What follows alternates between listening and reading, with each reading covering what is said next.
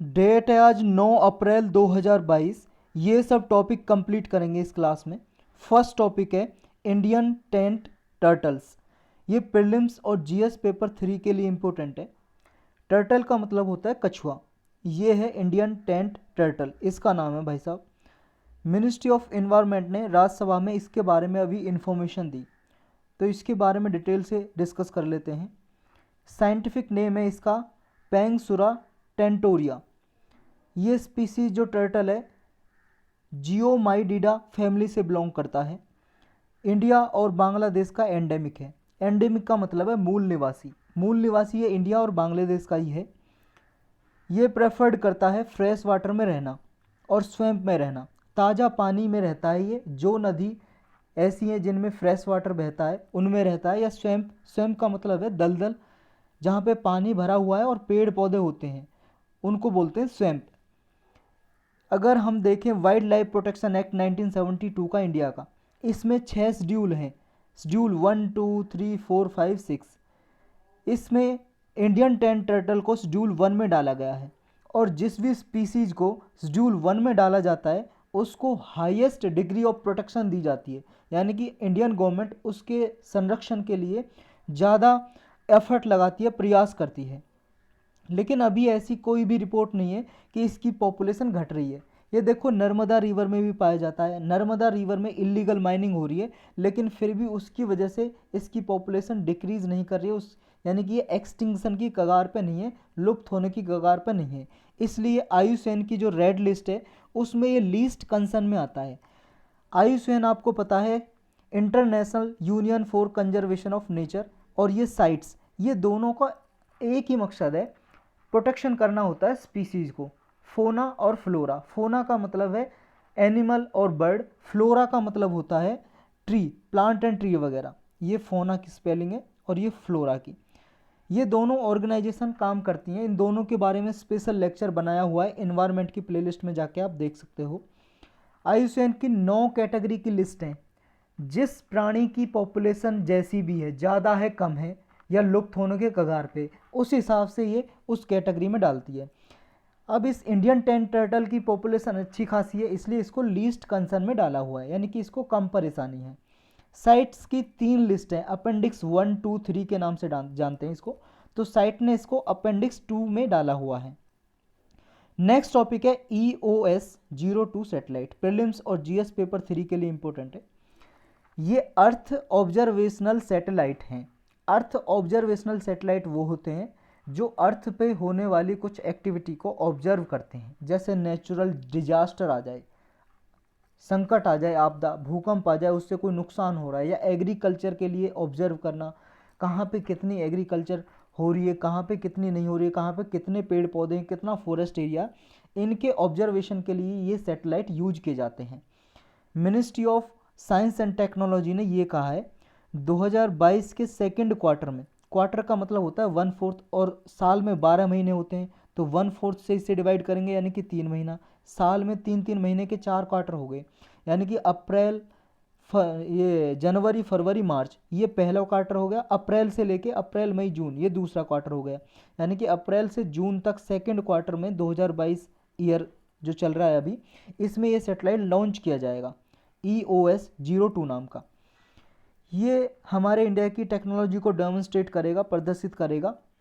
इसके यूज क्या हैं, एप्लीकेशन क्या है, बस आपको ये पता होना चाहिए। ये जो जितने भी अर्थ ऑब्जर्वेशन सैटेलाइट होते हैं सबका सेम ही मकसद होता है यूजुअली। जैसे ये एग्रीकल्चर के लिए यूज होगा, फॉरेस्ट्री के लिए, जियोलॉजी के लिए, हाइड्रोलॉजी के लिए। हाइड्रोलॉजी मतलब पानी की, जैसे कहाँ पे कितना पानी है कितना नहीं है। मिनिचराइज्ड पावर इलेक्ट्रॉनिक्स के लिए, रिएक्शन व्हील्स के लिए, इन सब के लिए। और ये SSLV-1 के लिए पेलोड फॉर्म करेगा। SSLV का मतलब है सैटेलाइट लॉन्च व्हीकल है, ये small satellite launch vehicle. Launch vehicle मतलब रॉकेट है, उसके लिए पेलोड का काम करेगा। पेलोड का मतलब जैसे रॉकेट है, रॉकेट में कुछ रख के लेके जा रहे हैं, वही हो गया पेलोड।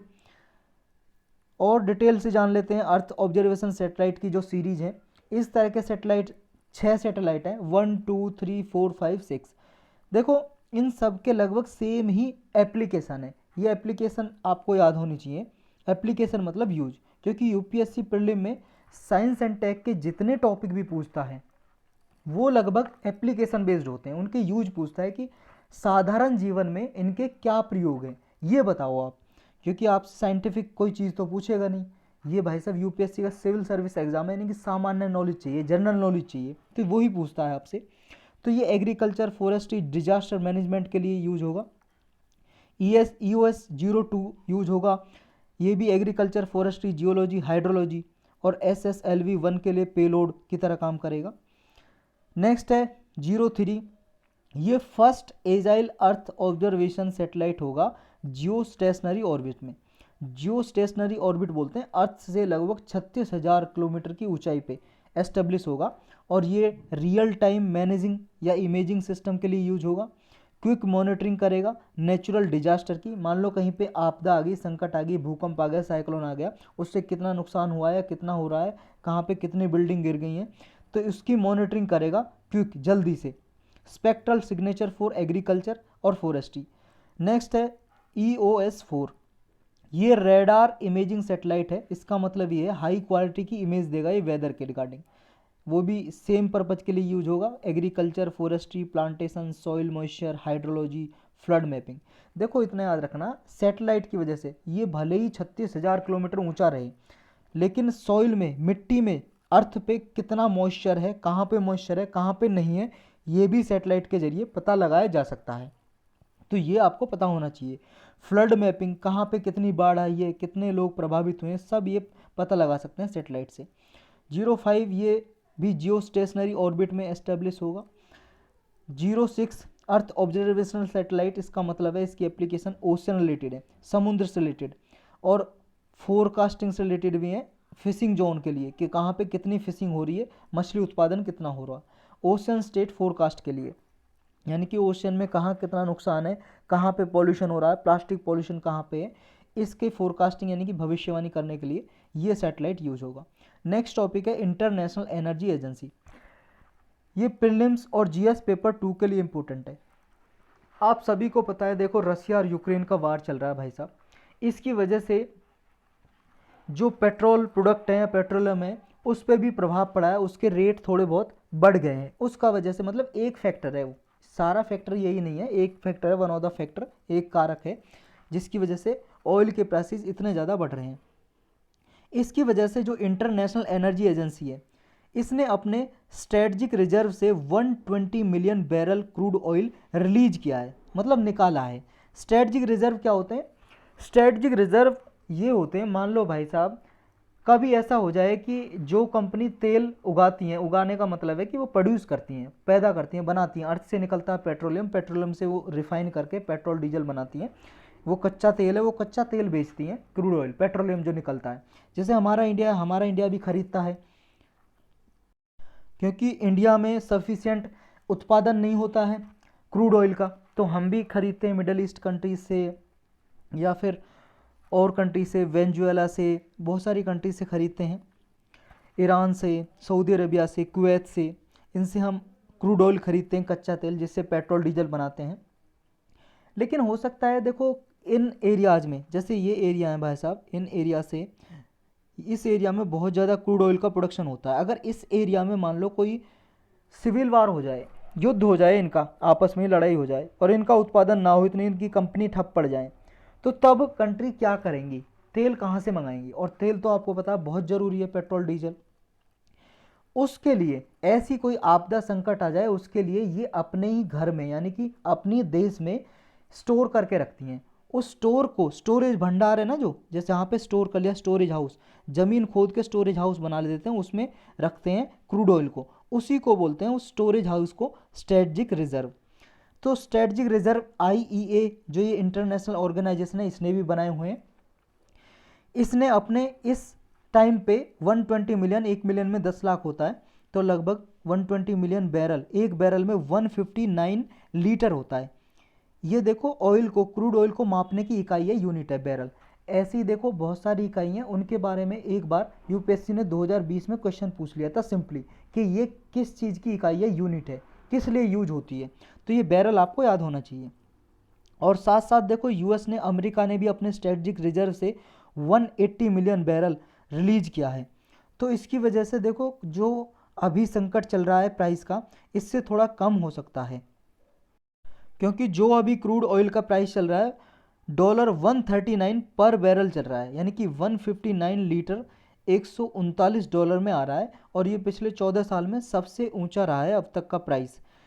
इंडिया ने 2021 में, नवंबर 2021 में अनाउंस किया था कि वो अपने स्ट्रेटेजिक रिजर्व से 5 मिलियन बैरल यानी कि 50 लाख बैरल ऑयल निकालेगी।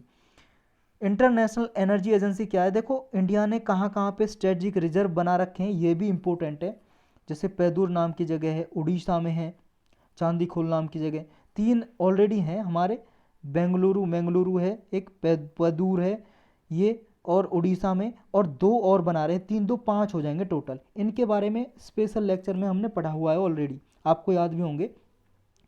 नेक्स्ट टॉपिक है, नेक्स्ट नहीं है इसी का है, कि इंटरनेशनल एनर्जी एजेंसी है, ये क्या है इसके बारे में भी जान लेते हैं। ये पेरिस बेस्ड ऑर्गेनाइजेशन है, ऑटोनोमस इंटर गवर्नमेंटल ऑर्गेनाइजेशन है। इंटर गवर्नमेंटल का मतलब है गवर्नमेंट ही पार्टिसिपेट करती है इस ऑर्गेनाइजेशन में।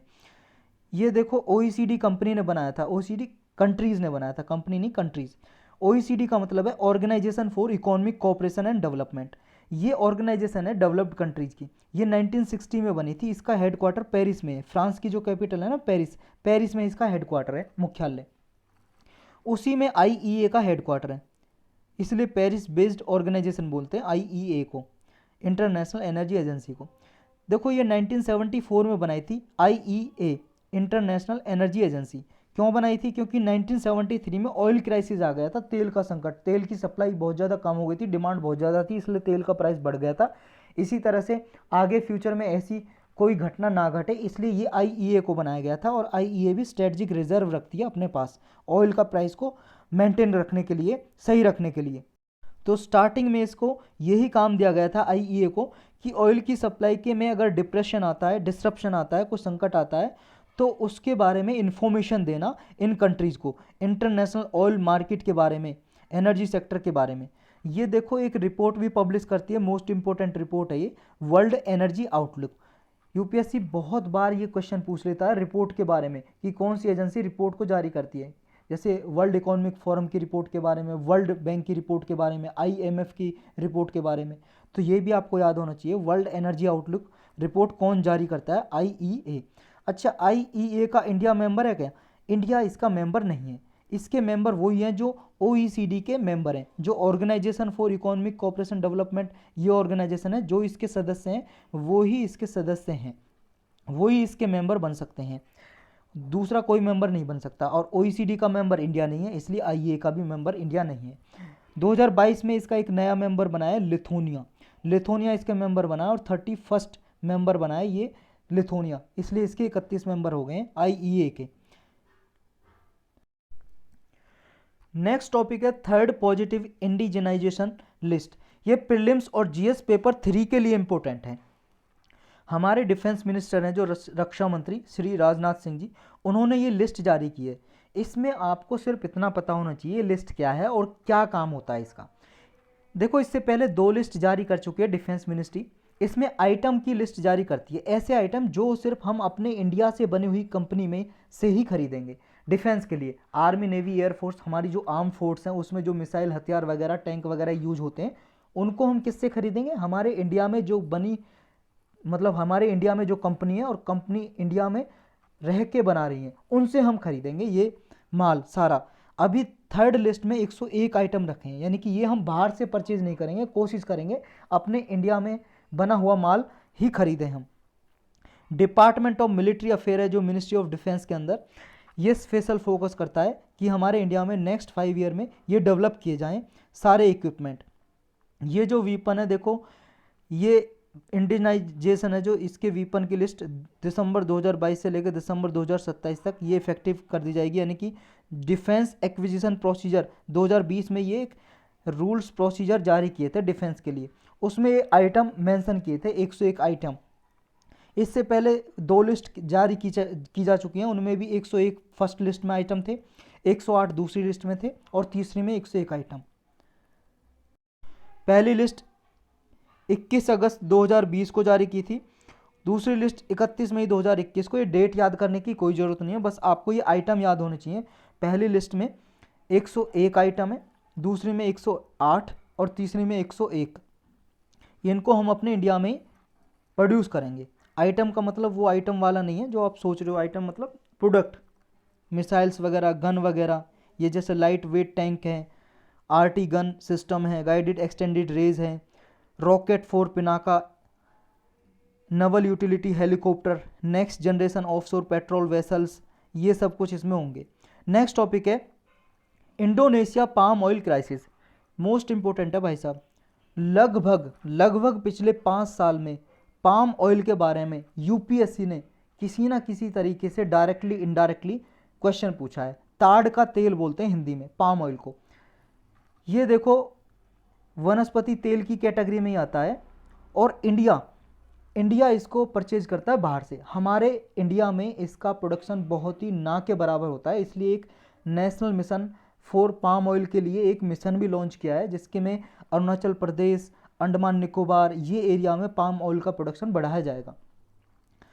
अभी क्राइसिस आ रहा है, संकट पाम ऑयल का इंडोनेशिया में, क्योंकि इंडोनेशिया पूरे वर्ल्ड में सबसे ज़्यादा प्रोड्यूस करता है, इसको उत्पादन करता है और बेचता भी सबसे ज़्यादा इंडोनेशिया, एक्सपोर्ट करता है दूसरी कंट्री को। और हम भी सबसे ज़्यादा मंगाते हैं इंडोनेशिया से, इंडिया भी इंपोर्ट करता है इंडोनेशिया से। तो अभी यहाँ पे ऑयल का क्राइसिस चल रहा है, क्योंकि डोमेस्टिक शॉर्टेज हो गया है, इंडोनेशिया में कमी हो गई है इस पाम ऑयल की। जब कमी हो जाती है किसी चीज़ की और डिमांड उतनी है, तो भाई साहब प्राइस तो बढ़ेगा, डिमांड सप्लाई का रूल चल जाएगा, तो इसका प्राइस इंक्रीज होता जा रहा है। ये है भाई साहब ताड़ या पाम। इसका पेड़ होता है, जैसे कई बार मैंने दिखाया आपको, अलग से लेक्चर लिया था उसमें भी आपको दिखाया था ये पेड़। जैसे खजूर होता है ना, खजूर या नारियल, उससे थोड़ा छोटा आता है, इस तरह का कहीं होता है, और इसमें ये लगते हैं ताड़ पाम, इनसे तेल निकाला जाता है, ये वाला तेल जो देख रहे हो आप। ये प्रोडक्ट यूज होता है, देखो खाने पीने की चीज़ में भी यूज होता है ये ताड़ का तेल, और भी कई सारे यूज हैं इसके, मेडिसिन वगैरह में भी यूज होता है।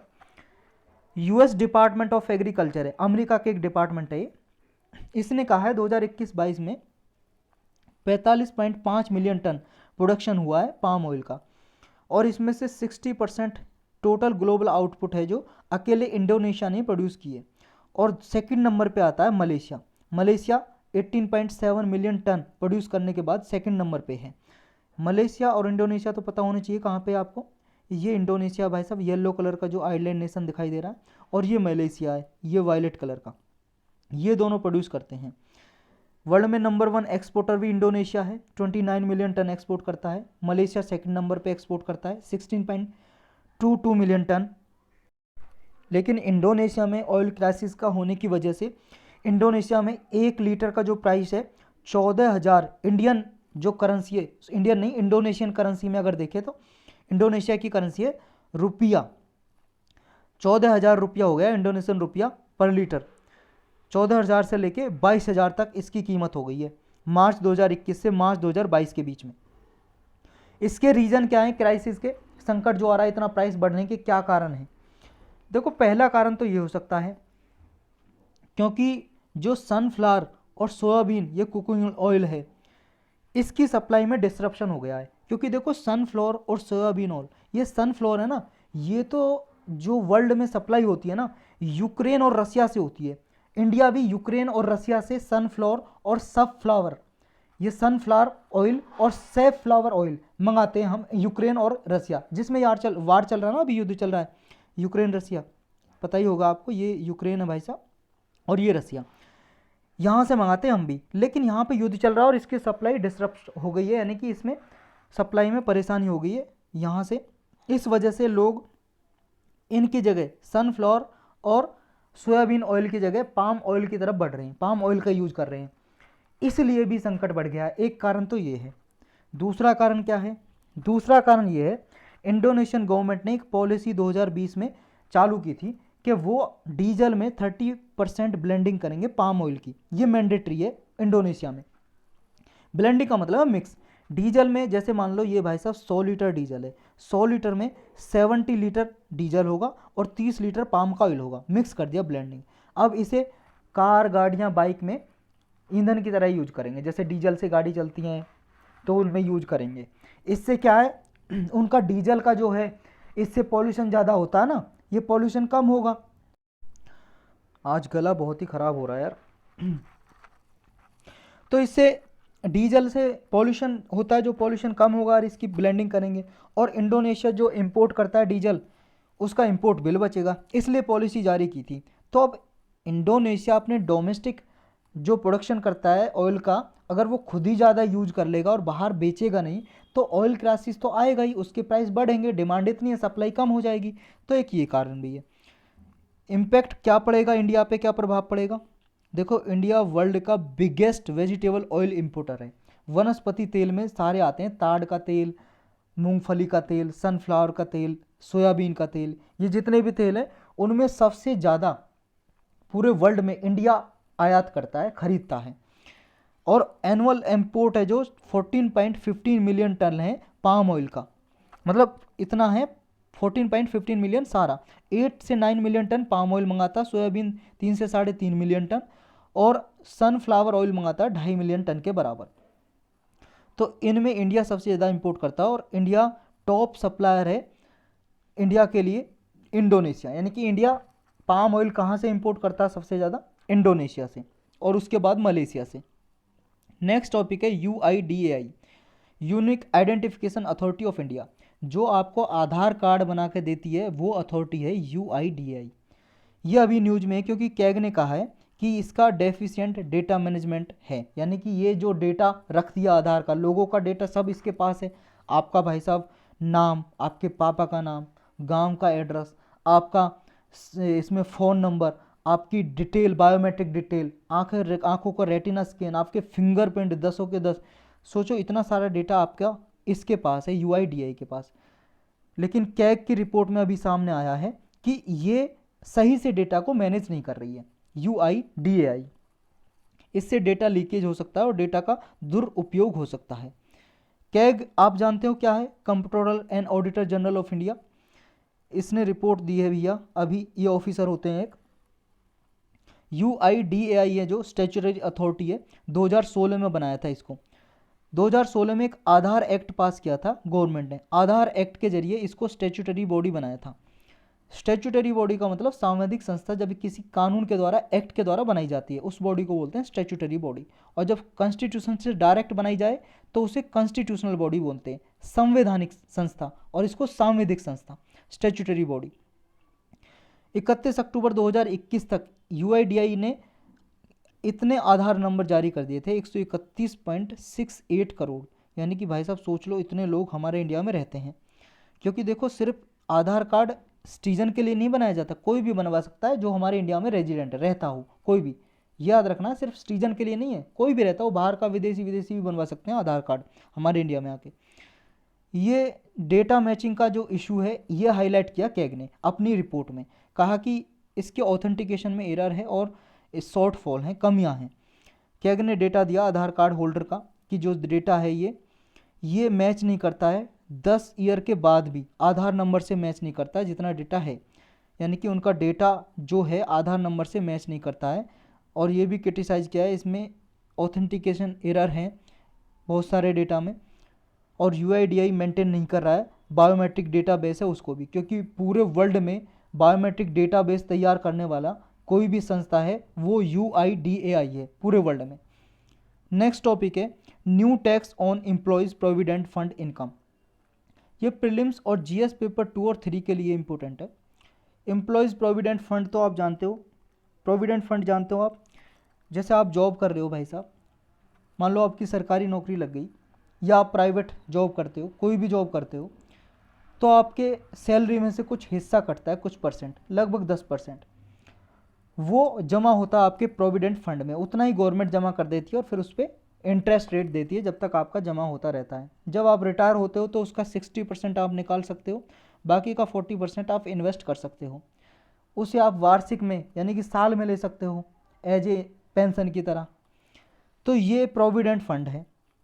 अभी यूनियन बजट जो 2021-22 का जो फाइनेंस मिनिस्टर निर्मला सीतारमण जी ने अनाउंस किया था, उसमें इंट्रोड्यूस किया था ये नया प्रोविजन टैक्स का। 2021-22 के बजट की बात कर रहे हैं हम। तो उसमें कहा था कि जिनकी इनकम 2.5 लाख से ज़्यादा है, इनकम नहीं, प्रोविडेंट फंड की इनकम की बात कर रहे हैं।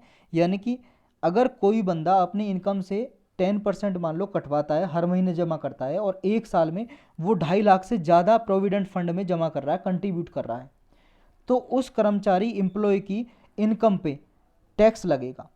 ये है प्रोविजन। तो एक तो आपको ये लिमिट याद रखनी है, अगर 2.5 लाख से ज़्यादा पर ईयर कोई प्रोविडेंट फंड में जमा कर रहा है तो उसकी इनकम पे टैक्स होगा, टैक्स लगेगा। और देखो एम्प्लॉयज़ प्रोविडेंट फंड अकाउंट है जो, ये मैंडेटरी है। किसके लिए? मैंडेटरी का मतलब है कंपलसरी, अनिवार्य है कि करना ही करना है उसे जमा, जिसकी इनकम 15,000 रुपये तक पर मंथ है फॉर्मल सेक्टर में। फॉर्मल सेक्टर में प्राइवेट सेक्टर भी हो सकता है, गवर्नमेंट सेक्टर भी हो सकता है। फॉर्मल सेक्टर ऐसा जिसके में 20 से ज़्यादा एम्प्लॉयज़ काम करते हैं, तो इनको जिसकी इनकम 15,000 तक है, 15,000 से ज़्यादा है तो उसकी मर्जी है वो प्रोविडेंट फंड में जमा करे या ना करे, उसकी मर्जी है। लेकिन जिसकी इनकम 15,000 तक है उसको तो जमा करना ही करना है, अनिवार्य है प्रोविडेंट फंड में अपने इनकम का शेयर। क्यों करना है? देखो भाई साहब, 15,000 इनकम है जिसकी, मान लो 15,000 से कम है, 10,000 है, वो गरीब की कैटेगरी में ही आएगा। मतलब गवर्नमेंट के हिसाब से तो वो भी भाई साहब मिडिल इनकम फैमिलीज में, मिडल से भी ज़्यादा हाई मिडिल इनकम फैमिलीज में आता है, क्योंकि गवर्नमेंट की जो पॉवर्टी की जो डेफिनेशन है बहुत ही कम है। तो 15,000 से कम है यानी कि वो अपना सारा लगभग खर्च कर देगा जितना है, पैसा कमाता है पर मंथ। भविष्य में जब वो बुढ़ापे में आता है उसके बाद कुछ भी नहीं बचता है। ये इसके लिए गवर्नमेंट ने ये स्टेप लिया कि जिसकी इनकम 15,000 से कम है वो कुछ पैसा अपना प्रोविडेंट फंड में जमा करेगा, जिससे कि उसके भविष्य के लिए बचत हो जाए। जब मान लो वो रिटायर हो तो उसके पास एक अच्छी खासी इनकम बची रहे, जिससे वो अपना बाकी का जीवन अच्छे से बिता सके। इसलिए प्रोविज़न क्या था? मैंडेटरी। जिनकी इनकम 15,000 से ज़्यादा है उनकी मर्जी है भाई साहब, वो करें ना करें, कहीं और भी सेविंग कर सकते हैं, बैंक अकाउंट में कर सकते हैं। फाइनेंस मिनिस्ट्री ने ये रैशनलाइज किया ये जो इनकम है प्रोविडेंट फंड की। फाइनेंस मिनिस्ट्री ने कहा कि लगभग 93% जो रिच पर्सन है उनकी इनकम पे ये टैक्स लगेगा अगर 2.5 लाख की कैप ये रखेंगे, 2.5 लाख की इनकम जिनकी है प्रोविडेंट फंड में पर ईयर की, तो इससे super rich high net worth individual पे टैक्स लगाया जाएगा जो अभी तक बचे रहे थे। 31 अगस्त 2021 को सीबीडीटी ने अपनी रिपोर्ट दी थी, रूल्स नोटिफाई किए थे ये कि 2021-22 का जो फाइनेंशियल स्टार्ट होगा, फाइनेंशियल ईयर, वित्तीय वर्ष, तब ये टैक्सेबल इनकम कैलकुलेट की जाएगी। सीबीडीटी का मतलब central board of direct tax. Employees provident fund organization है, इसने सर्कुलर इशू किया अप्रैल 2022 में और ये ऑपरेशनल किया कि ये टैक्स लगाया जाएगा। अब ईपीएफओ है जो एम्प्लॉय प्रोविडेंट फंड ऑर्गेनाइजेशन, ये नॉन टैक्सेबल अकाउंट को मेंटेन रखेगी जिसका 2.5 लाख तक पर ईयर कंट्रीब्यूशन है प्रोविडेंट फंड में, और जिसका टैक्सेबल अकाउंट है उसके भी लिए भी ये जो कंट्रीब्यूट करते हैं उसके लिए भी ये मेंटेन करके रखेगी। जो मान लो जिसका 2.5 लाख से ज़्यादा कंट्रीब्यूशन है प्रोविडेंट फंड में पर ईयर में, और उसने अपना permanent account number, pan number नहीं जोड़ा हुआ है प्रोविडेंट फंड अकाउंट से, तो उस पर 20% का टैक्स लगेगा उसके प्रोविडेंट फंड में जितनी उसने 2.5 लाख से ज़्यादा इनकम जमा की है उस पर। और अगर उसने पैन अपना जोड़ा हुआ है, परमानेंट अकाउंट नंबर जोड़ा हुआ है प्रोविडेंट फंड अकाउंट से, तो उस पर 10% का टैक्स लगेगा। ये टैक्स की राशि होंगी दो अलग अलग। नेक्स्ट टॉपिक है मिशन वत्सल्य स्कीम। ये प्रीलिम्स और जीएस पेपर 2 के लिए इंपॉर्टेंट है। इसमें सिर्फ इतना याद रखना है ये स्कीम किसके लिए है। ये बच्चों के लिए है जो अबंडन है या मिसिंग है, ऐसे बच्चे जो छोड़ दिए गए हैं, ऐसे लावारिस बच्चे हैं या खो गए हैं बहुत सारे बच्चे, उनके वेलफेयर के लिए, उनके कल्याण के लिए ministry of women development, women and child development की ये स्कीम है मिशन वत्सल्य स्कीम। ये आपको मंत्रालय भी याद होना चाहिए। 18 अप्रैल 2022 को ये सजेशन दिए थे कि स्टेट यूनियन टेरिटरी में ये स्कीम लागू की जाएगी, और इस स्कीम का लक्ष्य यही है कि जो चाइल्ड प्रोटेक्शन स्कीम सर्विसेज हुआ करती थी उनका ही नाम ये मिशन वत्सल्य रख दिया है चाइल्ड वेलफेयर सर्विसेज के लिए, कि बच्चों के कल्याण के लिए, भलाई के लिए स्कीम चलाई जाए। और इसमें देखो इनकरेज किया जा रहा है, बढ़ावा दिया जा रहा है कि जो वॉलंटियर ऑर्गेनाइजेशन है ना, अपनी मर्जी से काम करती हैं बिना सैलरी के, ऐसे कोई वॉलंटियर है, कोई आदमी अपनी मर्जी से बच्चों की सहायता करने के लिए काम करना चाहता है, तो उनको भी इंक्लूड किया जाएगा इस मिशन के जरिए। या सिविल सोसाइटी या पीपल का कोई ग्रुप है उनको भी एनकरेज, बढ़ावा दिया जाएगा। या कोई एनएसएस वॉलंटियर्स है, या भारत स्काउट एंड गाइड है, नेहरू युवा केंद्र है, या कोई एनजीओ नॉन गवर्नमेंटल ऑर्गेनाइजेशन है, गैर सरकारी संस्था या सेल्फ हेल्प ग्रुप है, कोई भी पार्टिसिपेट कर सकता है इसमें। मिनिस्ट्री ने प्रपोजल रखा है ये स्टेट और डिस्ट्रिक्ट अथॉरिटीज़ के साथ ये वॉलंटियर रजिस्टर होंगे, और अपना सहायता दे सकते हैं। ये चाइल्ड प्रोटेक्शन जो प्रोग्राम है ये इंक्लूड करेंगे ये इंस्टीट्यूशनल सर्विसेज को, चाइल्ड केयर इंस्टीट्यूशन जो बने होते हैं ना डिस्ट्रिक्ट लेवल पे, उसके साथ ये करेंगे, अपनी सहायता करेंगे और ये सपोर्ट करेंगे आफ्टर केयर प्रोग्राम को भी। अगर कोई बंदा मान लो कोई बच्चा है 18 साल का भी हो जाता है तो उसकी भी सहायता की जाएगी। और इसके लिए एक चाइल्ड लाइन हेल्पलाइन नंबर है, नेशनल हेल्पलाइन नंबर 1098, चिल्ड्रन के लिए, बच्चों के लिए, कोई इस पर कॉल करके सहायता ले सकता है। नेक्स्ट टॉपिक है इंडिया नहीं, Asia's largest sewage treatment plant. ये इसमें बस इतना याद रखना है, एशिया का सबसे बड़ा सीवेज ट्रीटमेंट प्लांट कहाँ पे है? ये दिल्ली में बना है, यमुना के पास। यमुना की जो भी मान लो क्लीनिंग करने के लिए क्लीनिंग प्रोसेस है, इसमें मेजर रोल प्ले करेगा। ये ओखला में, दिल्ली में ओखला के पास बना है, ओखला सीवेज ट्रीटमेंट प्लांट। क्योंकि देखो ओखला में बहुत सारी इंडस्ट्रियल एरिया है, बहुत सारी इंडस्ट्रीज हैं, कंपनियां, यहाँ से जो एफ्लुएंट निकलता है, कचरा निकलता है, वो यमुना में बहा दिया जाता है। इससे यमुना प्रदूषित होती है और दिल्ली में यमुना बहुत ज़्यादा प्रदूषित है, बहुत ही ज़्यादा पॉल्यूटेड है। तो इसकी यमुना की क्लीनिंग के प्रोसेस में सहायता मिलेगी इस सीवेज प्लांट से, क्योंकि जो भी ये कचरा निकलता है इंडस्ट्रीज से, वो इंडस्ट्री से कचरा डिस्पोज कर दिया जाएगा और इसका मैनेज किया जाएगा। ये एशिया का सबसे बड़ा सीवेज ट्रीटमेंट प्लांट है। नेक्स्ट टॉपिक है अश्वनी वैष्णो कमेटी। ये कमेटी किससे रिलेटेड है, बस इतना आपको याद रखना है। ये देखो एडवाइजरी कमेटी है सेमीकंडक्टर के लिए, सेमीकंडक्टर मैन्युफैक्चरिंग के लिए इसने अपनी कुछ एडवाइस दी हैं। सेमीकंडक्टर आप जानते हो एक, ये मान लो इक्विपमेंट है जो इलेक्ट्रॉनिक सामान में यूज होता है, टीवी मोबाइल सब में यूज होता है। तो हमारे इंडिया में इसकी कमी है, हमारे इंडिया में ज़्यादा से ज़्यादा सेमीकंडक्टर बने, मैन्युफैक्चरिंग हो, इसके लिए सजेशन दिया इस कमेटी ने। तो सेमीकंडक्टर मैन्युफैक्चरिंग के लिए एडवाइस दिया है इस कमेटी ने, इससे रिलेटेड है, आपको याद होना चाहिए Ashwani Vaishno committee. Match the following में या एक लाइन के जो क्वेश्चन होते हैं उसमें पूछ सकती है इसके बारे में। ये कमेटी जो है minister of electronics and IT ने बैठाई थी अश्वनी वैष्णो की अध्यक्षता में। इसी के नाम पे ये लग रही भाई साहब, कमेटी का नाम रख दिया इन्हीं के नाम पे, अश्वनी वैष्णव के नाम पे। तो ये सेमीकंडक्टर मिशन है हमारे इंडिया का, उसको प्रमोट करेगा, ये कमेटी का यही टारगेट है। और देखो एक और फैक्ट, जो UIDAI के बारे में जो हमने पढ़ा था ऊपर, unique identification authority of India, ये कौन सी मिनिस्ट्री के अंदर आती है ये भी आपको पता होना चाहिए। ये भी ministry of electronics and information technology के अंदर आती है, ये आपको पता होना चाहिए। और ये कमेटी भी बैठाई थी, किसने बैठाई थी? Ashwani Vaishno committee, ministry of electronics and IT information technology ने। तो यही थे आज के लेक्चर में टॉपिक।